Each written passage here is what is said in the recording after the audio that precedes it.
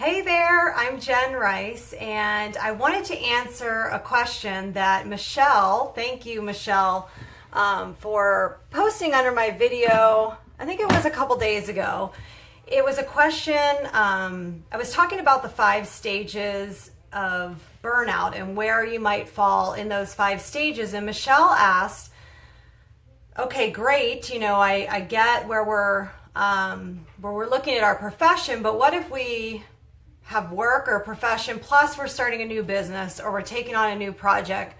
How do we keep from burning out when we're taking on more things to an already full plate? And I think this is a really good discussion to bring up because, whether you're starting a new small business, an online business, a project, maybe you're even diving into more volunteer work, or you have come to find a passion or a project that has been near and dear to you and you want to get more involved with it. How do you keep that balance and not overextend yourself, right?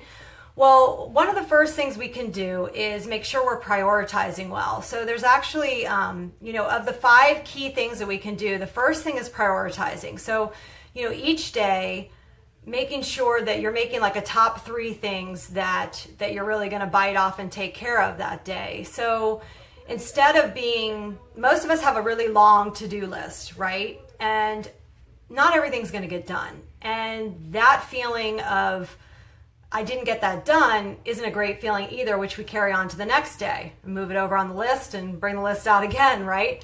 So I think finding those top 3 things you can do each day are really key. And for a new business owner, like many of us are when we start our new kind of, whether it's a project, a new home business. I think Michelle is specifically asking me about starting a business that she's working from home and how do you keep from burning out with that. And I think that sometimes it can be really hard because when you first start something, you're super excited, you've got a lot of momentum and a lot of energy, and you can run really hard and really fast, and then all of a sudden it's like the wind's out of your sail, and likely it's because we didn't pace ourselves very well. So the first thing is prioritizing every day.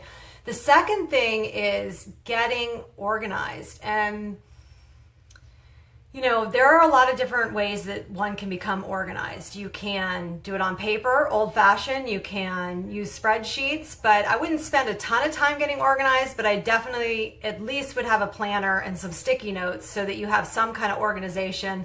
I did a video several months back on sticky notes, which was like the newest, greatest tip I ever had, because then I could leave with five or 6 sticky notes and get those 5 things done that I stuck on my computer, even if I was at clinic or wherever, because I've been running my business alongside my full-time clinic PA work. I've recently gone to part-time clinic PA work thanks to my business, but I still have to worry about prioritizing so the day doesn't get away from me, and I also have to have an organized system.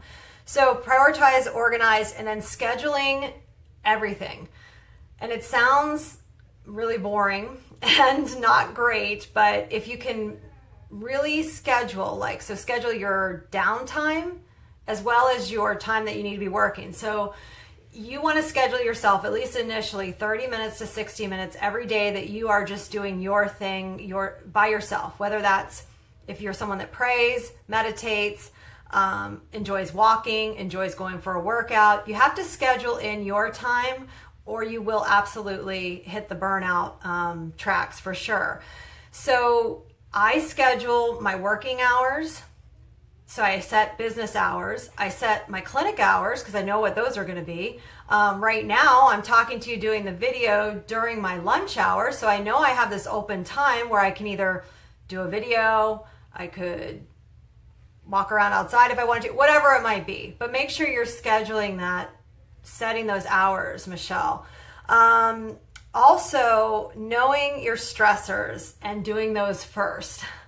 So for me, there's a few tasks that I do around my business that aren't my favorite things to do. And so I try to do those first, even though it's way more fun to do other things first, like I don't know, going on different group pages and talking to people I want to talk to and leaving messages for other of my partners that I feel like talking with. But that's not really my work that needs to get done. And so the work that needs to get done first should get done first, which would be prioritizing your stressors to get those done quickly and out of the way so you can just focus on the rest of the day.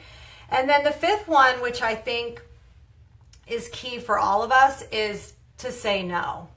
So you got to get good at saying no to certain things. And I think that the way that this maybe applies in a home business is if you do the work and you write down your ideal, let's say, business partner, your ideal customer. And if you're a business owner with a brick and mortar, your online business client that you would be like your ideal client, right? So if you write down your ideal client and basically measure all new things that come in against that ideal that you've written down on paper.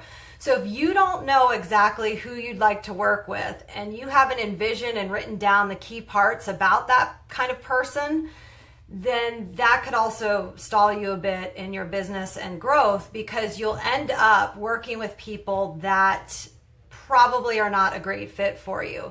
So I would suggest writing down, like I said, your ideal person. And for this, I'm answering Michelle's question that since she was really great in responding to a video I did a couple days ago and was asking me more about avoiding burnout in a new business. I think if you write down your ideal business partner, because for her business, it's a at-home business where it has business partners and customers. And then you can write down your ideal customer. And if you're someone, guys, that owns maybe you own an insurance firm or you're a mortgage broker. I mean, if you can lay out your ideal person, you will also be sending a message out that that's what you want to attract. And then you're going to have to say no to those potential partners or customers that are just not going to be where you should be putting your time, right? I think Tim Ferriss, his book 4-Hour Work Week, did a really good job of talking about saying no to certain customers and or partnerships that just really aren't going to be something that's a good fit in the long run. And that is so hard to do initially, because we just want to build, right? And we just want to be successful as quickly as we can. And it really just doesn't help us to take all comers, if you will, because it needs to be a good fit for you and a good positive. So one way to do that is to write it all out.